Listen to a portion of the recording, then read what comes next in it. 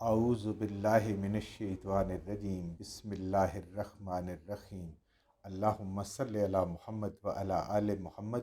अल्लाह जल्ला शानु का बेहिसाब करम एहसान उस ज़ात का कि जिसने एक दफ़ा फिर कुरान मजीद समझने के लिए यहाँ पे हमें इकट्ठा कर दिया। आज हम इंशाअल्लाह 11वां पारा सूरह तौबा की आयत नंबर 121 से अपना सबक शुरू करेंगे। सूरह तौबा आयत नंबर 121। अऊज़ु बिल्लाहि मिनश्शैतानिर्रजीम वला युनफ़िक़ून नफ़क़तन सग़ीरतन वला कबीरतन वला यक़तऊन वादियन इल्ला कुतिब लहुम लियजज़ियहुमुल्लाहु अहसन मा कानू यअमलून। वला युनफ़िक़ून, और नहीं वो सब खर्च करते, नफ़क़तन कोई खर्च करना। नफ़क़ा होता है अनफ़ाक, अल्लाह के रास्ते में खर्च करना। यानी उनका कोई ऐसा खर्च नहीं है कि जो वो खर्च करें सगीरतम वला कबीरतन, वो बिल्कुल थोड़ा हो, सगीरा मामूली हो देखने में, या देखने में वो बहुत बड़ा हो। यानी जैसे हज़रत उस्मान गनी रज़ी अल्लाह ताला, हज़रत बकर सिद्दीक़ रज़ी अल्लाह ताला अन्हु, हज़रत उमर रज़ी अल्लाह ताला अन्हु, हज़रत अब्दुर्रहमान बिन औफ़ रज़ी अल्लाह ताला अन्हु, ये बहुत बड़े बड़े सहाबा कराम थे जिन्होंने बहुत ज़्यादा दिया।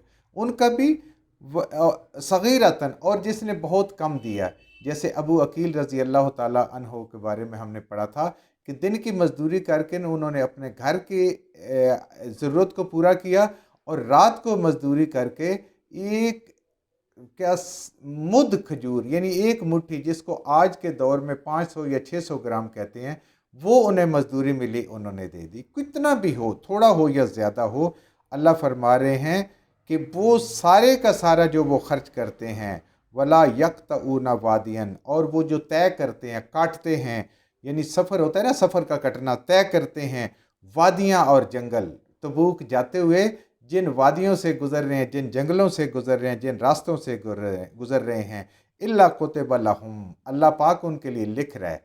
उनके अजर के फरिश्ते करामन कातिबीन उनके लिख रहे हैं, दाईं तरफ वाले फरिश्ते उनके लिखने में लगे हैं। एक एक कदम का अल्लाह ताला उनका हिसाब लिख रहा है। और जो वादियाँ जिन रास्तों से तय करते हैं, जितनी मुश्किलात से गुज़रते हैं, लहुम क्यों लेके जा रहे हैं, ले यजज़ियहुमुल्लाहु, ताकि अल्लाह उनको बदला दे, जज़ा दे इसके बदले में। नामा अमाल लिखा हुआ हो गया, और क़यामत वाले दिन इंसान की जज़ा, इंसान को जो अल्लाह ताला ने बदला देना है, इनामात देने हैं, इस नामा अमाल के मुताबिक होंगे। और इस नामा अमाल में लिखे जा रहे हैं। कौन कह रहे हैं? मेरा अल्लाह कह रहा है अपने कुरान में। क़यामत तक के लिए उन लोगों का जिक्र मौजूद है, और आने वाले लोगों के लिए इसमें सबक है। और बदला क्या होगा? आसाना, बेहतरीन, इससे अच्छा कोई बदला हो नहीं सकता जो अल्लाह अता फरमाएगा। मा कानू या मलून, बवजह उस चीज़ के साथ जो वो अमल करते हैं, जो वो दुनिया में ये अमल कर रहे हैं, अल्लाह के यहाँ वो लिखा जा रहा है। वो सारे के सारे रास्ता तय करना, वो रास्ता वो थोड़ा देना, ज़्यादा करना, यानी रब के हुजूर पाई पाई का खर्च किया हुआ अल्लाह के रास्ते में, उस पर अजर है। अल्लाह के रास्ते में उठा हुआ एक एक कदम, एक मुश्किल जगहों से, जंगलों से, वादियों से, उस पर अजर है। अल्लाह के रास्ते में खर्च किया हुआ लम्हा लम्हा, अल्लाह फरमा रहे हैं, उसका अजर है। और हर काम में इबादत में शुमार हो रहा है, और ये लिखा हुआ क़यामत वाले दिन उनको अपने आमाल से मिलेगा, और फिर अल्लाह इसके मुताबिक उनको जज़ा देंगे। अब कैसे वो बराबर हो सकते हैं जो पीछे रहने वाले हैं और जो साथ नबी करीम सल्लल्लाहु अलैहि वसल्लम के साथ जाने वाले हैं? कभी बराबर नहीं हो सकते। वमा कानल मोमिनीना, और नहीं हैं ईमान वाले, कि हर एक, यानी नहीं है हर एक ईमान वाला, लियनफिरू काफतन, कि वो निकल पड़े सारे के सारे। यानी तबूक में तो सब का निकलना फ़र्ज था, तो इससे पहले भी नहीं था, और अल्लाह फरमा रहे अब इसके बाद भी नहीं है, कि हर मुसलमान हर काम के लिए निकल पड़े, काफतन, सारे के सारे निकल पड़े। फलौला नफरा, तो बस क्यों ना निकले, मिन कुल्ले फ़िरक़तिन, हर एक ग्रोह से, हर एक कबीले से, हर एक इलाके से, मिनहुम, उनमें से, ताइफ़तन, एक जमात, वो क्या करे, लियतफ़क़्क़हू फ़िद्दीन, وہ فقہ حاصل کرے، سمجھے اس دین کو، دین کی حکمت کو، گہرائی کو وہ سمجھے۔ یعنی سارے کے سارے لوگ نبی کریم صلی اللہ علیہ وسلم کے پاس نہیں آ سکتے، لوگوں کے بھی مسائل ہیں اور یہاں بھی آنا مشکل ہے۔ تو اللہ فرما رہے ہیں کہ ہر جماعت میں سے، ہر گروہ میں سے، ہر قبیلے میں سے، ہر دیہات میں سے کچھ لوگ ہوں، یہ نفیر عام تو نہیں ہے ہر جگہ پہ کہ ہر دفعہ جانا ہے، یہ نکلیں اور دین کو سیکھیں اور دین کی فقہ حاصل کریں، یعنی صحیح صحیح اس کو سیکھیں پھر دین کو۔ وَلِيُنذِرُوا، اور پھر ڈرائیں قومہم، اپنی قوم کو، جس سے آئے ہیں، جس محلے سے، جس قبیلے سے، جن گاؤں سے، اس اپنی قوم کو، اپنے لوگوں کو ڈرائیں، اذا رجعوا الیہم، جب واپس لوٹیں، سیکھنے کے بعد، دین سیکھنے کے بعد جب واپس لوٹیں تو ان کو یہ ڈر سنائیں اللہ کا کہ اگر نیک اعمال نہیں کرو گے، گناہ کرو گے، نیکیاں نہیں کرو گے، گناہوں سے نہیں بچو گے تو اللہ تعالیٰ قیامت والے دن سزا دیں گے۔ لعلہم یحذرون، تو پھر جب انہیں پتہ چلے گا کہ حرام کیا ہے، حلال کیا ہے، صحیح کیا ہے، غلط کیا ہے، جھوٹ کیا ہے، سچ کیا ہے، تو پھر شاید وہ اس سے بچیں۔ یعنی اللہ تعالیٰ فرما رہے ہیں کہ ہر مسلمان ایک ہی کام میں نہ لگ جائے، جو جنگ کرنے والے ہیں، سرحدوں کی حفاظت کرنے وہ کریں، جو کچھ تجارت کرنے والے ہیں وہ تجارت کریں تاکہ لوگوں کے معاش کا ذریعہ بھی چلے اور لوگوں کی ضروریات بھی پوری ہوں۔ اور کچھ ایسے ضرور ہونی چاہیے جماعت کے جو اس قرآن کے دین کے علم کو سیکھے، نبی کریم صلی اللہ علیہ وسلم کے پاس بیٹھ کے، صحابہ کرام آج علماء کے پاس بیٹھ کے، اور پھر وہ اس کو جا کے دوسروں کو سکھائیں۔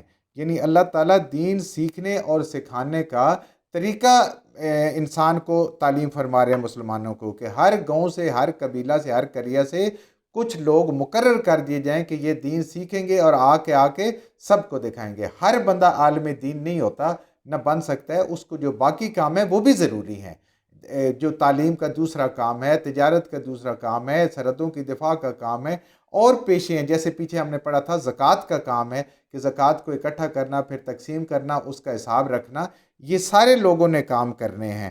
تو اس امت کی ذمہ داریاں سب کی سب ذمہ داریاں ہیں۔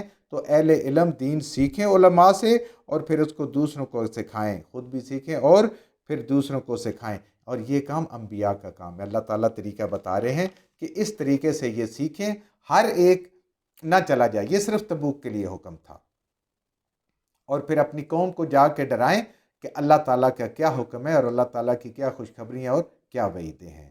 یا ایہا الذین آمنو، اے ایمان والو، اللہ پاک ہم سے مخاطب، ایمان والوں سے مخاطب ہے۔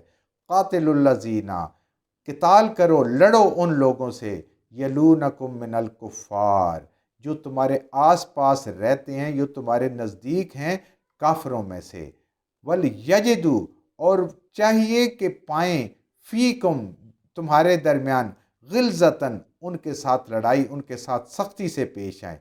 جو کفار تمہارے ساتھ رہ رہے ہیں اور اگر ان کا کوئی ارادہ اچھا نہیں ہے، وہ جزیہ دے کے دب کے نہیں رہتے، تو اللہ فرما رہے ہیں کہ ان کے اوپر اپنا دھاک بٹھاؤ، ان کے اوپر اپنے روب بٹھاؤ، کافروں سے جنگ کرے، اور چاہیے کہ تم ان کو سختی اور محنت کے ساتھ، ان کو قوت کے ساتھ ان کو دباؤ، تاکہ انہیں معلوم ہو، تمہارا روب ہو۔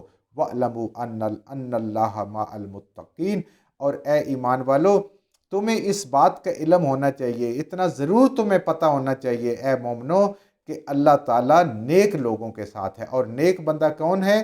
جو اللہ پاک کے حکموں کو بجا لاتا ہے، جو اللہ پاک قرآن میں فرماتے ہیں اور اپنے حبیب صلی اللہ علیہ وآلہ وسلم کے ذریعے سے انہوں نے ہمیں تعلیم فرمایا ہے، وہ ان کا اس پہ عمل کرتے ہیں، گناہوں سے بچتے ہیں۔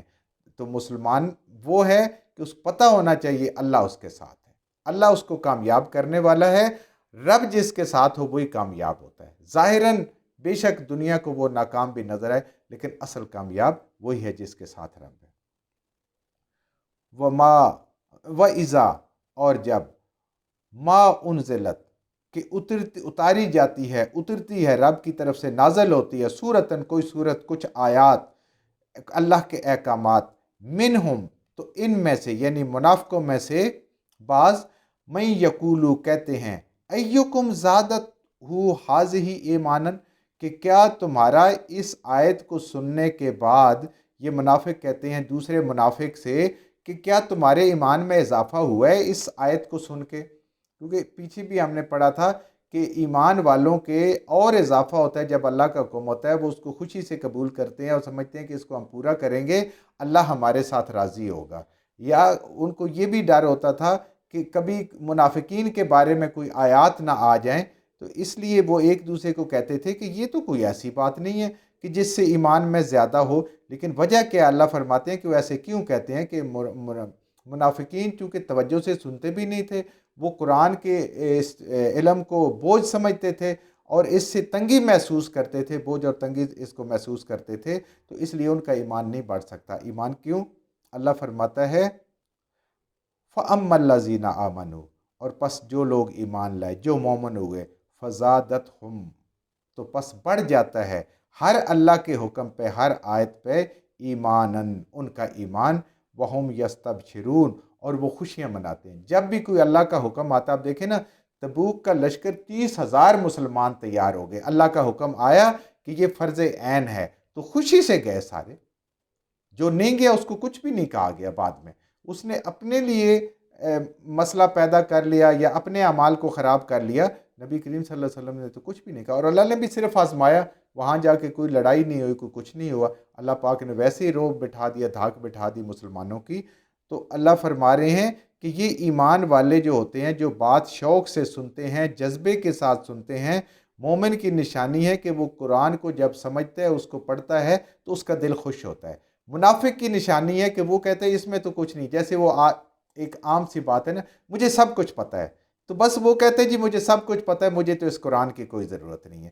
تو یہ منافقت کی نشانی ہے، اور جو شوق سے پڑھتا ہے، انتظار کرتا ہے کہ میں نے اس کو پڑھنا ہے، دیکھنا ہے، اس کو سمجھنا ہے، اس پہ عمل کرنا ہے، اور پھر اللہ کے فضل سے اس کو دوسروں تک پہنچانا ہے، تو وہ ہر آیت پہ خوش ہوتا ہے۔ خوشی کس کو ہوتی ہے؟ ایمان والوں کو۔ جس کو خوشی نہیں ہوتی اس کے دل میں منافقت ہے۔ جو کچھ ہم نے صحیح صحیح پڑھا، اللہ ہمارے ذہنوں میں، دلوں میں بٹھا دے، جہاں جہاں پڑھتے ہوئے بولتے ہیں ہم سے غلطیاں ہوگی، اللہ میں معاف فرما دے، اور ان غلط باتوں کو ہمارے ذہنوں سے، دلوں سے اللہ کی ذات نکال دے۔